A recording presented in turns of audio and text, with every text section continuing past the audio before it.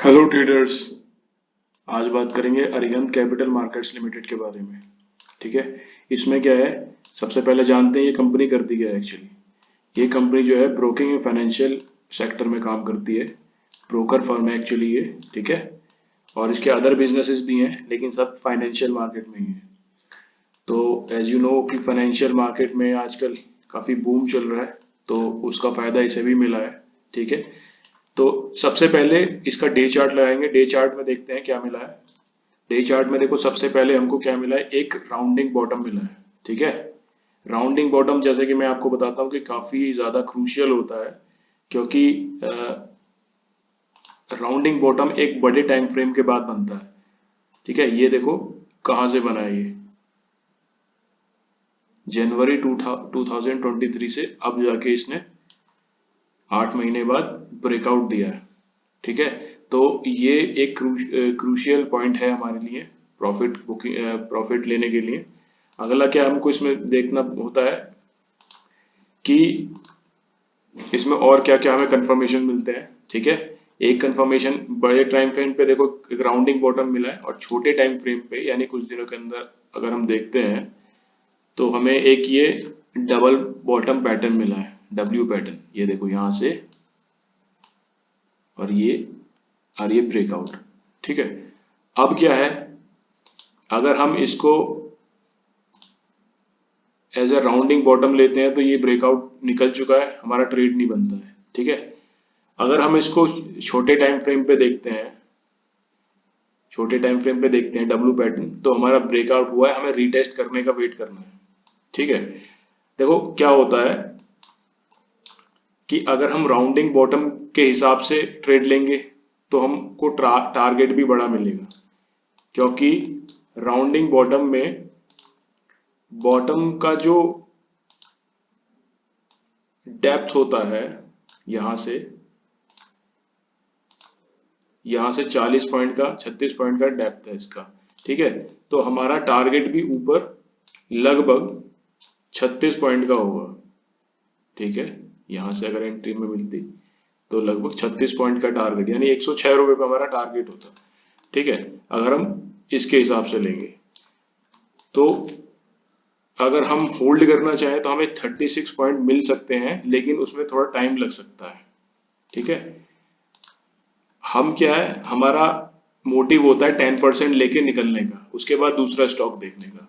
क्योंकि देखो 36 पॉइंट के लिए एक तो लंबा टाइम फ्रेम लगेगा, कैपिटल आपका ब्लॉक हो जाएगा।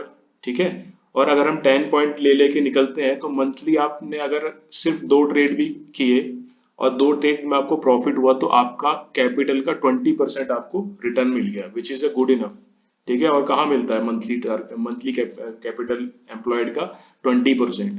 तो हमारा कैलकुलेशन यही है। तो मैं इसी तरह ट्रेड करता हूँ और इसी तरह आपको भी बताता हूँ। ठीक है। अगला कंफर्मेशन है ब्रेकआउट। देखो ब्रेकआउट हुआ है, वॉल्यूम देखिए यहाँ पर। ठीक है। जब वॉल्यूम यहाँ पे ब्रेकआउट हुआ था तो भी वॉल्यूम काफी थे, और अब भी वॉल्यूम काफी है पिछले वॉल्यूम्स के मुकाबले। अब हमको क्या देखना है, आरएसआई क्या है इसका। आरएसआई बुलिश है, क्रॉसओवर दिया है, 200 ईएमए के ऊपर है, तो सारे बुलिश हैं। ठीक है। सारे कंफर्मेशन बुलिश हैं, और कुछ भी जो भी होते हैं सब बुलिश हैं। ठीक है।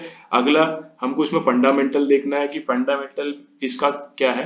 देखो कैपिटल, मार्केट कैपिटलाइजेशन अगर इसका देखते हैं तो काफी ही ज्यादा कम है, 76 करोड़ का है केवल। ठीक है। लेकिन कंपनी की प्रॉफिटेबिलिटी देखिए आप, कि लास्ट क्वार्टर में इसने 33 करोड़ का नेट प्रॉफिट जो है जनरेट किया है। ठीक है। अपने मार्केट कैपिटल का half, which is a very good sign कि कंपनी आगे ग्रो करेगी। ठीक है। आरओसी देखिए इसका, बड़ी बड़ी कंपनी का इतना नहीं होता है। इसका आरओसी है 15.9, लगभग 16% इसका आरओसी है। ठीक है। तो बाकी सारे जो इसकी पीयर कंपनी है उसके मुकाबले अच्छा परफॉर्म कर रही है ये, तो हमको इसमें एक एंट्री मिल सकती है। हमारे टेक्निकल्स भी सब रेडी है, हमारे फंडामेंटल्स सब रेडी है ना।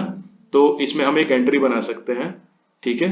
तो एंट्रीज की और एग्जिट क्या होगा, आप उस पर बात कर लेते हैं। एंट्री देखिए, यहाँ ये निकल चुका है। अगर हमको यहाँ कोई एंट्री मिलती अगर हम राउंडिंग बॉटम के हिसाब से देख तो हमारे यहाँ पे एंट्री मिलती। अब हमारी एंट्री अगर हम इसको देख रहे हैं एक डब्ल्यू पैटर्न के हिसाब से, तो हमारी एंट्री लगभग आप यहाँ मिलेगी 71.85, 72 मान ली, 72 पे आपको एक एंट्री मिल सकती है। ठीक है, यहाँ तक रीटेस्ट करने दीजिए। यहाँ तक अगर ये आएगा तो यहाँ से एंट्री लेके टारगेट होगा आपका 78.50।